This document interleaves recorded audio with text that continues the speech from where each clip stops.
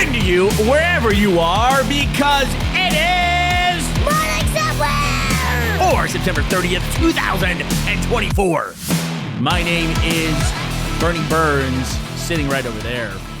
She's been working on her trick shots. It's Ashley Burns. Hi to Ashley Burns, everybody. 60% of the time, it works every time. I like the trick shot stuff. It's super wholesome with kids, too. Like, you can sit down and And the watch. kids love watching that stuff. I'll tell you what, though. About trick shot videos. That drop today was from a guy. I don't even know his name. He's on Instagram. He does these really cool trick shots. He doesn't speak English. I believe he's German, Ashley. I believe the word is German. We will put his Instagram account in our link dump. Or as you can check out his trick shots. Or as how they say German in German is Das Country-Soßen. You ever see the video? You ever see the videos of all the different words and the way they pronounce them? And then they pronounce them how they are in German. And even the Germans laugh because it's hilarious. Comparatively sounds ridiculous. Although it does make sense in some ways. German is a much easier language to learn. It's all compound words. Exactly. Yeah. A lot of them they're like, was it shoes or like hand or like foot gloves or something weird like that. It's just, it takes basics and puts them together. So yes, some of the words get very, very long. But if you learn the basic words, you can put together lots of words. You need 5 words and you're done. Like, just gonna glue them all together from there. Then you're fluent. But this guy, he does this thing where I don't think he speaks English, or he's just playing to a completely international audience, so you don't make it language dependent. And he just goes, he shows you what the trick is supposed to be, and then he goes, "Hello guys," and he goes, "Huh? Okay." And then then you watch him try to do the trick, and he has a little timer that shows you how many hours he's spending trying to get this marble to bounce in the cup. And he's getting really, really advanced. But I like that because he gets really disappointed when he misses, gets these close misses. But he doesn't do the thing that like every trick shot channel does when they get the thing and they go, "Let's go!" If I never hear "let's go" again, dear Lord, man, that was a moment in time, wasn't it? Let's go. Let's go. Well, it's Twitch, too. Twitch and what are the guys from Dallas called? I can't remember now. The Cowboys? The Hello Dudes, the happy guys. The guys from Dallas. The guys that Dude love Perfect? Dude Perfect. They love trick shots. I didn't know they were out of Dallas, but you're like, yeah, the happy guys. We're talking about trick shots.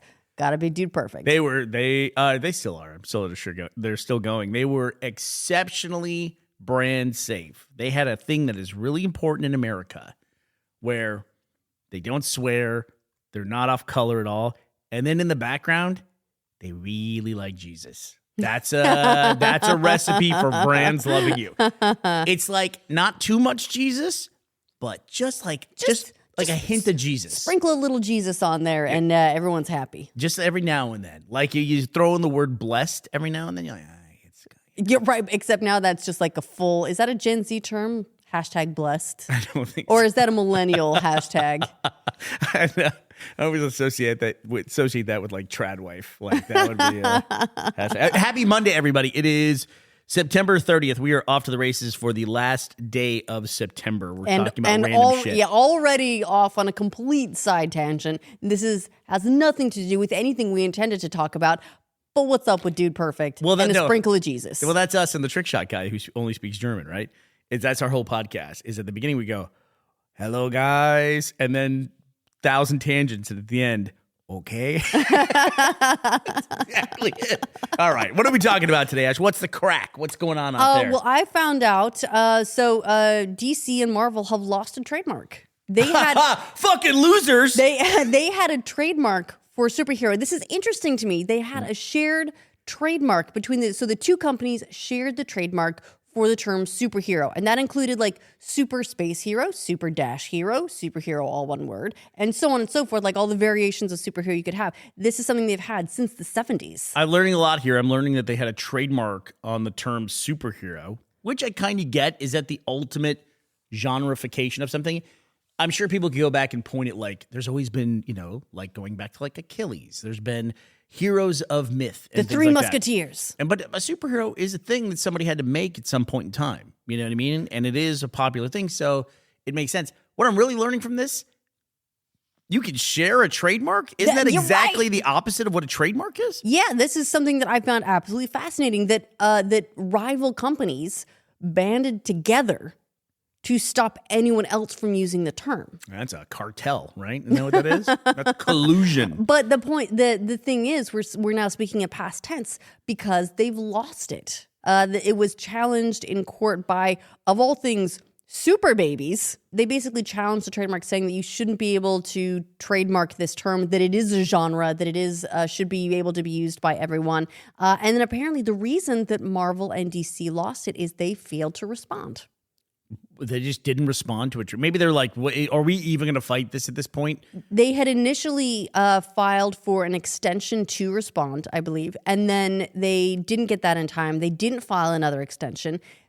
So it was sort of awarded just by in absentia, and the legal team representing the super babies also, as part of their filing, included like every occasion they could find where someone or something else had used the term superhero unchallenged. Oh yeah. And so this is one of the reasons that you see, if anyone has a trademark on anything, why they are so litigious about that is because if you can find any of these examples where it wasn't protected this one time, it weakens your trademark, and someone can go in court and go, well, they didn't protect it this time. Why do they think they get to protect it now? Do you remember years ago that the company Velcro, they produced a music video with people singing and dancing, trying to get people to stop calling the fabric fastener Velcro because that's the name of their company, and they no longer owned Velcro as a product, but it was putting in jeopardy the name of their company because everyone was using it, like you said, unchallenged. And you know what they were trying to call it? What? Hook and loop. Oh, everyone calls it hook and loop here. What? Yeah, you don't hear hook and loop? No. I still use the term Velcro in the same way that I use, like, can you hand me a Kleenex instead of a tissue? Or get me a Band-Aid instead of just, like, a plaster. Do you know what that term is here? That's the brand name that's become the thing, and they don't even understand that it was ever a brand name? What? Hoover. Yeah. When we first moved here, we could talk about this for hours. There's a lot of stuff we love about our new country, and there's back and forth. One of the things that is objectively better in the U.S. is washing machines and dryers. They're just better. Finding a decent-sized washing machine, there is a cool thing in the U.K. that a lot of the washing machines have a dryer cycle. It's just one machine, but it takes a long time. But they're so small, they're meant to go under counters in kitchens, typically. If you think about like a typical European or UK flat. Yeah, for the most part, laundry rooms aren't a thing in apartments and things like that here. So you have your washer or your washer dryer combo. It goes underneath the counter in the kitchen, and if you need to dry stuff, you get out the little clothes horse thing and you just hang your clothes on it. There you go, or hang them outside, whatever. Your little air dryer. Yeah. So our washing machine that we had was a Hoover. And then we ended up replacing it after a few years because it's 2024 and things last 3 years now. But somebody wanted, they were going to give it away. And I kept saying, it's the Hoover that's in this closet. You can just, it was like in a little, like in the garage. I said, it's in the closet, in the garage. It's the Hoover that's in there. They're like, I'm taking the washing machine. I go, I know, but it's a Hoover washing machine. They were so fucking confused because they were like, it was like me saying, it's the vacuum washing machine. Like right. They just...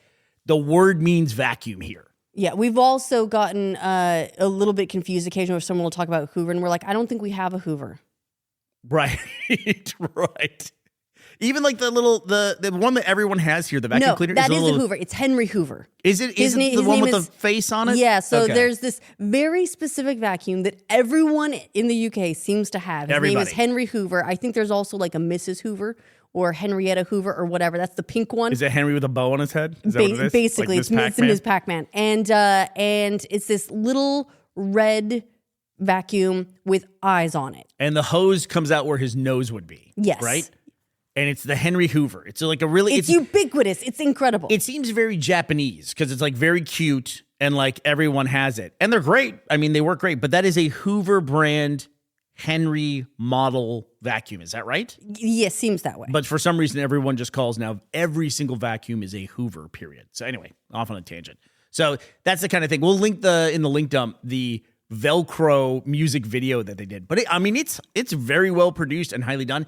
And it kind of, at the time, to me, felt super desperate. They were just trying to hold on to their trademark for the brand name for their company. For their own company. Yeah, that would suck. That's pretty crazy. Yeah. You can imagine someone else goes and trademarks it and they're like, yeah, you can't have your company anymore. No.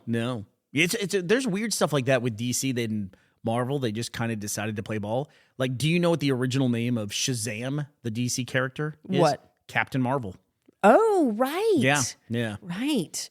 And then they ended up changing that. Because of that, then it got kind of confusing. I don't think they're not losing anything, right? They weren't enforcing this trademark. Maybe they're just like, we're not responding because Maybe they decided that. I mean, they've been fighting this. I'll put a link in the link dump to an article on Bleeding Cool that has like a list of the various challenges that they have successfully fought over the years, going back 1996 up through 2023. There's been a lot, and it's a lot of things that are not even necessarily comic related. There was one 1996, an Australian company applied for a trademark. And they canceled it in 2004. Another Australian company applied for a trademark, was fought. They withdrew the application. It just goes on and on and on. So they have fought it in the past, and maybe they've just decided we're sort of past that. Yeah, we're done. We're not. What are we losing?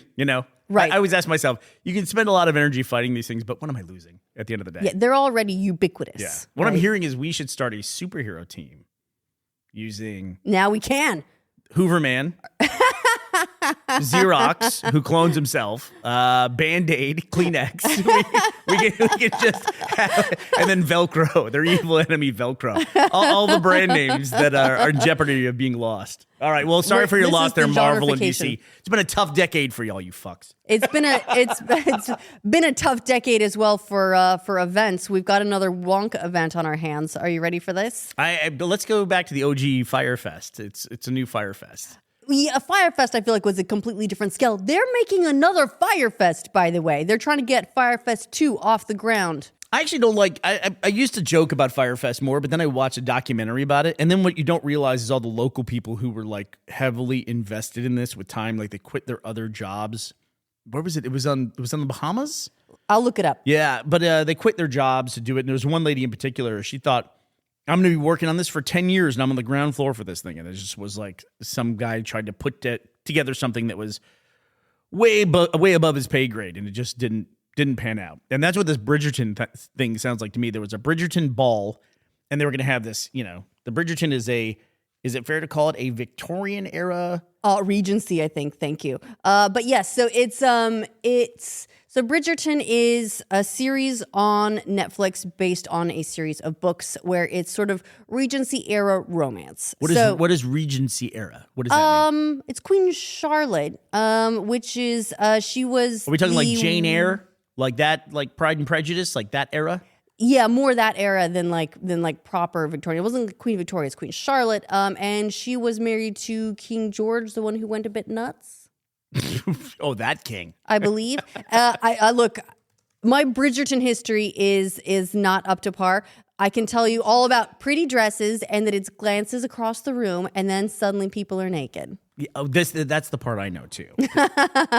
This is all I know about it. Apparently, according to Wikipedia, the Regency era was from 1811 to 1820. We're talking a narrow window there, bud.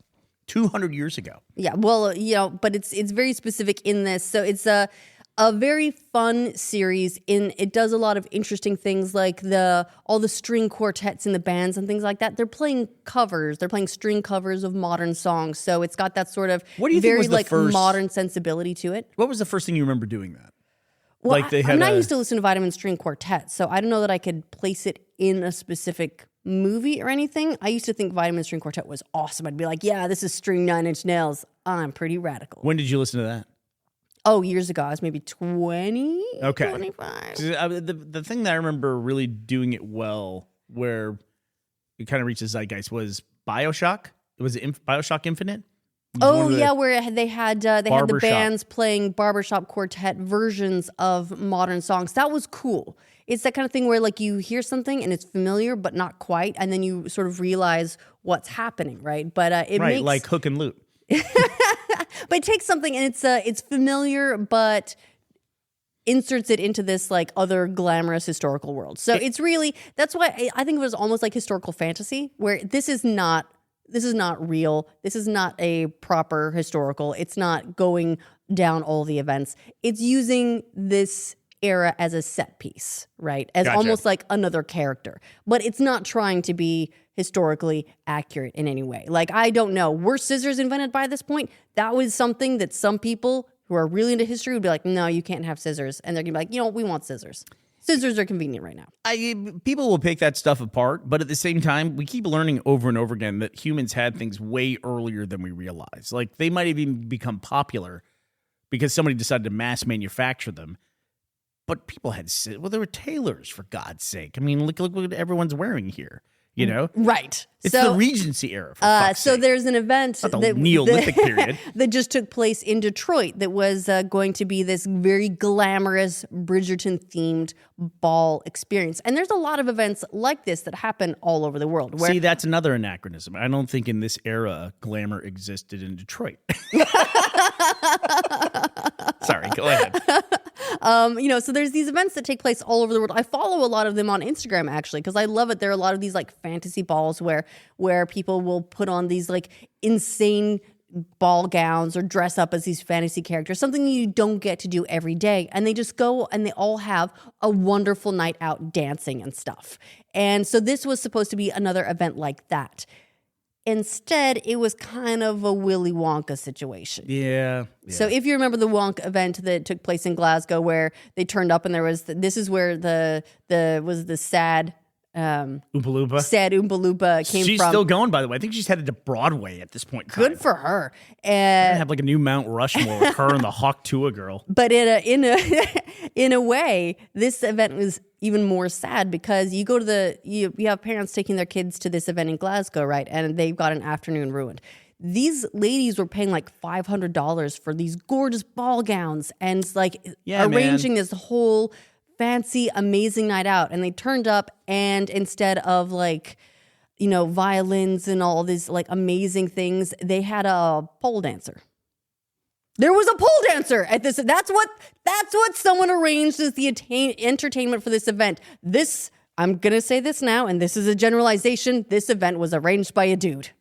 Yes, I agree with you. Who was like, what? This Bridgerton's supposed to be sexy? I got you covered. I'm over here as a male thinking, why is that wrong? Because this does have a lot of sexy scenes in it. So what's wrong with the pole dancer? It was a pole dancer and undercooked chicken, apparently. But what's wrong with the pole dancer? Can you explain it to me? Would that not fit into a sexy Bridgerton thing? Like, you should have people in the fancy dress, and then fancy dress means like costume party though in other places. Like their formal wear, their Regency era appropriate garb. And then the pole dancer kind of interjects the sexy. Am I wrong? Well, the pole dancer in the sort of Bridgerton canon would have been like off in the brothel, right? Whereas this was supposed to be the ballroom. Oh, I see. Okay. So we're talking about ankles are sexy. Right. You see a glimpse of ankle. Oh, does she have her glove off? You saw her hand. You actually like took her by the hand and your skin touched skin. Wow, that's hot. We're not talking about like full on pole dancer. Pole dancing, amazing thing. I think it's incredible. It is one of the most like physically inspiring things that I ever see. Is like you just see her go whoop, upside down, and she just goes whoop, up this pole, and it's just like spinning around doing the most amazing things, and it takes way more strength than you realize. Yeah, it's but really if great. I do it, not sexy. You can say it's the athleticism of it that makes it sexy. It's a mix of athleticism and grace. Bernie, don't get me wrong. You're very strong, but I think you may lack a little bit on the grace aspect. When you flip upside down, I don't think it's going to go quite the same. So if like William the Refrigerator Perry from the Chicago Bears did it, it wouldn't be sexy. Who? He's from the 80s. He's from the 85 Bears. Look, put him in a frock coat and maybe I'll recognize There's a reason why they called him the Refrigerator. Let's just say that.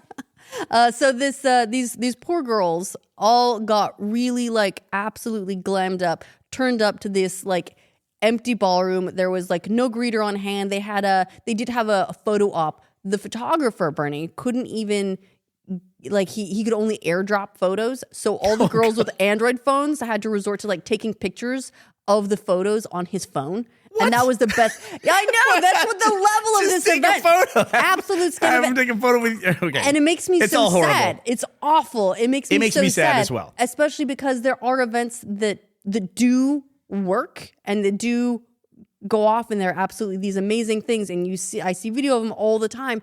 And now I feel like everyone is going to be way more skeptical of these events, as they should be after this one. But my goodness. I'm with you, because these ladies, they put a lot of effort in, and they can imagine what it's going to be, what they want it to be, and then they have such disappointment. I kind of feel like the Oompa Loompa thing, honestly.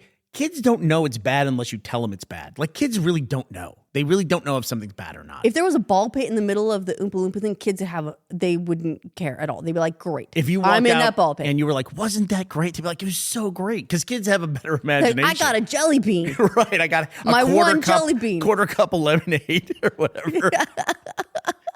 It's like, also there's a thing in parenting where, like, you know, kids do stupid stuff all the time, and then they'll like bump into something, like run head first into a wall because they put a bucket over their head.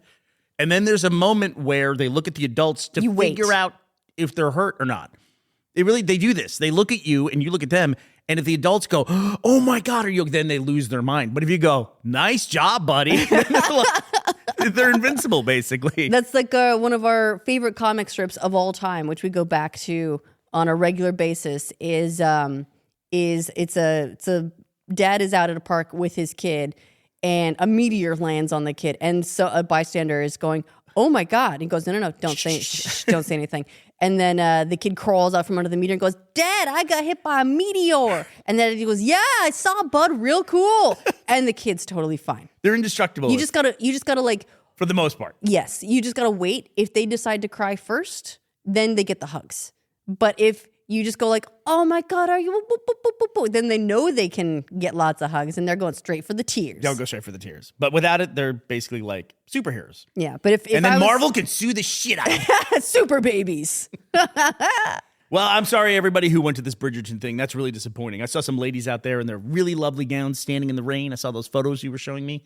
That just makes me sad. Yeah, it's a bit of a bummer. It's always a bummer when you yes and then you get the rug pulled out from under you. Right, when you really like commit to this like sort of like fantastical thing it's taking you out of your comfort zone, right? No one is just walking around in ball gowns. This was a chance to do something extraordinary that you don't get to do every day. Yeah. And someone gave them raw chicken and a pole dancer. Then you feel bad. You feel like a sucker, you know, and it's just lame and everything. And I saw these ladies like just sitting on the ground in their lovely dresses, like just looking at their phones. I was like, oh, that sucks, you know. Yeah. But hopefully they make friends and they go off and have some lovely evening. Yeah, together. my hope is that they are at the very least able to trauma bond over this and go, and they now have solid friend groups to, you know what, they're like, you know what, come over, we're gonna have a fun movie night, wear your awesome dresses. Well, they are in doesn't happen Detroit, so they're starting at a negative anyway. Trauma bonding is kind of like the default floor for living in Detroit. Speaking of tough weekend. Oh, I almost don't want to talk about this. Just mention it for news and for factual. Just very quickly, we talked about the Variety put out a forecast last week that Megalopolis was in range of a $5 to $7 million opening weekend. It did $4 million.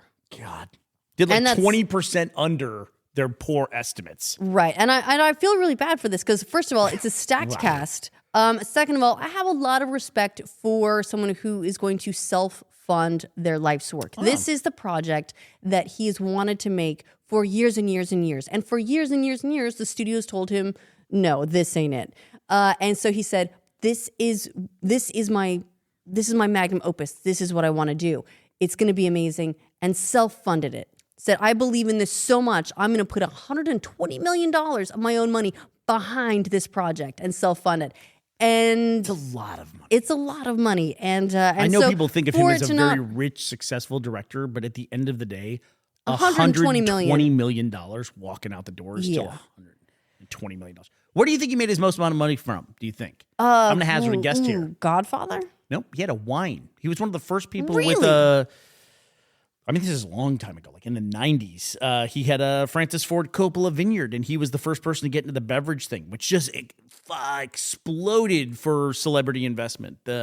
Everybody wanted a beverage brand at some point. In fact, a lot of them still have it. Well, as a matter of fact, he sold part of his winery to fund this film. Did he really? He See, did. there you go. There you go. That's like a real asset. I know everybody looks at like the big paydays that actors and stuff get, but really, at the end of the day, nothing quite beats just straight up manufacturing.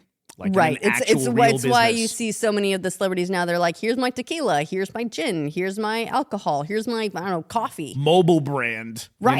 Here's my smart financial app and things like that. Yeah, it can work. It can work very, very well. So this is a huge bummer. On the other hand, it's also, we a lot of times talk about how like the studio executives doing things like by the book and formula only, and them, keeping the creatives down. Right. Everybody wants to take the side of the creative, and then Yeah, for years the studios were like, bro, this ain't it. as a creative, it's And like he said, I'm doing it anyway. you fight those battles and you learn a lot while you fight those battles, and we've seen time and time again.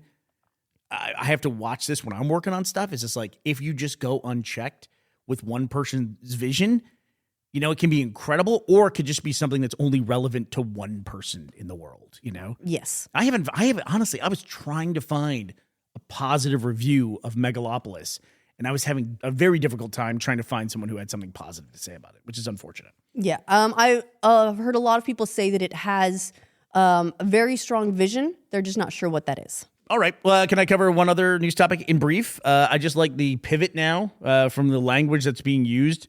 SpaceX just launched the Dragon capsule that is going to rescue the astronauts from the ISS. We're now no longer... that's SpaceX definitely put that release out, didn't they? Now it's a rescue operation for the guys we were very careful all summer. They were not stranded. They were just figuring stuff out. They were not stuck. They're totally fine. now they're being rescued. That's, that SpaceX putting that out, just twist the knife just a little bit harder. And Boeing's over there going, God damn it. But I really can't find here too. It's the estimates are still they're going to come home in February 2025. So I guess it's just a long mission, and the capsule's up there. It would suck when your ride home shows up and you have to wait 5 months to use it. Well, it's like, if you're catching a ride home with someone who's like come over to a thing, you have to wait till they're finished doing what they're doing before you get the ride home. That's kind of what's happening here, except it's just a very long ride and it's several months away. They're trying to earn gas money to get them to get home. Go mow the space lawn. All right, well, who do we have to thank for our gas money today, Ashley? For our gas money, I would just like to thank Patrick Paring and R. Sweeney. They're both sponsors on our Patreon. Thank you both so much for being supporters of our show at patreon.com/morning somewhere. All right, well, that does it for us today. A little long episode to end September 30th, 2024. We will be back to talk to you tomorrow. We hope you will be here as well. Bye, everybody.